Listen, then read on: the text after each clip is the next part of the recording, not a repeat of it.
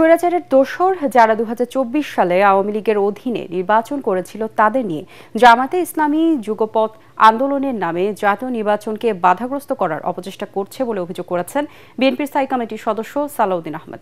রাজধানীর diploma engineers ইনস্টিটিউশনে তারুণ্যের রাষ্ট্রচিন্তা নিয়ে সংলাপে তিনি আরও বলেন, ঐকমত্য কমিশনে আলোচনা আবার রাজপথে আন্দোলন বিরোধিতা।